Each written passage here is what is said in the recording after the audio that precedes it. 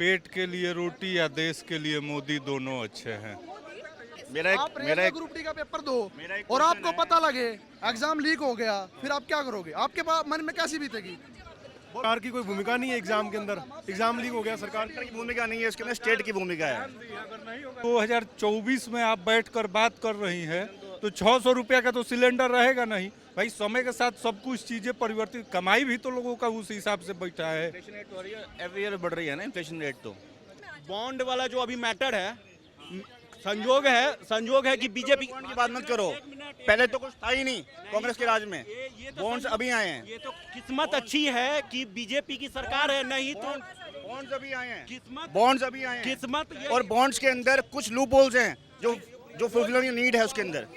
पेट के लिए रोटी या देश के लिए मोदी दोनों अच्छे हैं।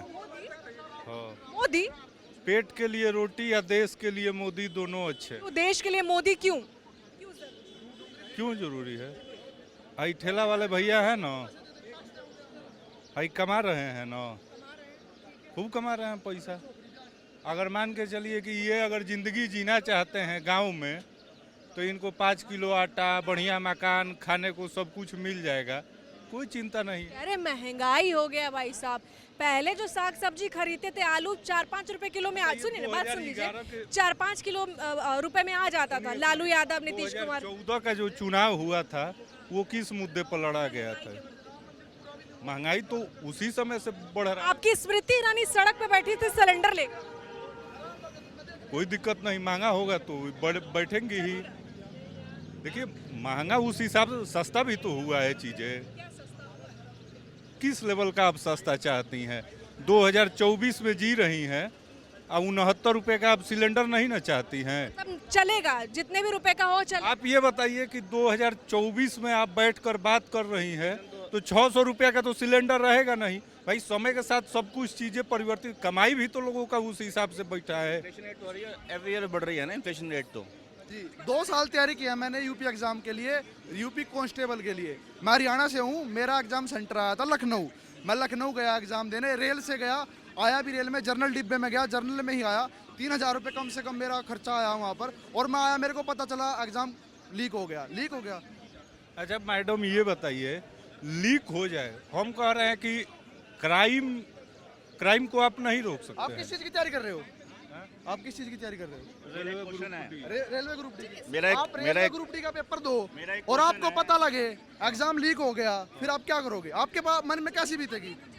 बोलो आप बोलो। एग्जाम लीक होना ये प्रशासन का मुद्दा हो सकता है, प्रशासन का मैनेजमेंट वीक हो सकता है, उसकी वजह से हो सकता है। मैनेजमेंट किसके हाथ में? सरकार के हाथ में। सरकार के हाथ में।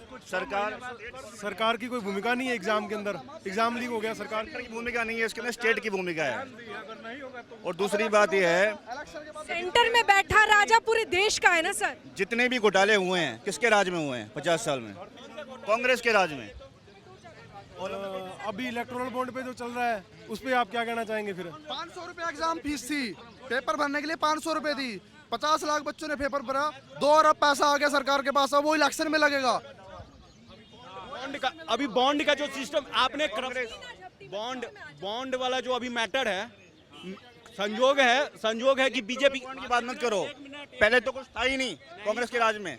बॉन्ड्स अभी आए हैं। ये तो किस्मत अच्छी है कि बीजेपी की सरकार है, नहीं तो बॉन्ड्स अभी आए हैं। किस्मत किस्मत और बॉन्ड्स के अंदर कुछ लूप होल्स हैं जो फुलफिल की नीड है उसके अंदर। लूप होल्स वो प्रॉपर्ली डिजाइन नहीं हो पाए हैं। क्या पहले ये भी नहीं था कि फंडिंग कहाँ से आ रही है और कहाँ जा रही है, लेकिन एटलीस्ट बॉन्ड आने के बाद ये मालूम पड़ा कि फंडिंग कहाँ से आ रही है और कहाँ जा रही है। मैम, पहला बात तो राजनीति कितनी अच्छी है, देख लीजिए कि ये बॉन्ड, पहला बात कि ये बॉन्ड जो आ रही है, जो कर रही है गवर्नमेंट, पहला बात कि इससे न पब्लिक की कल्याण हो रही है,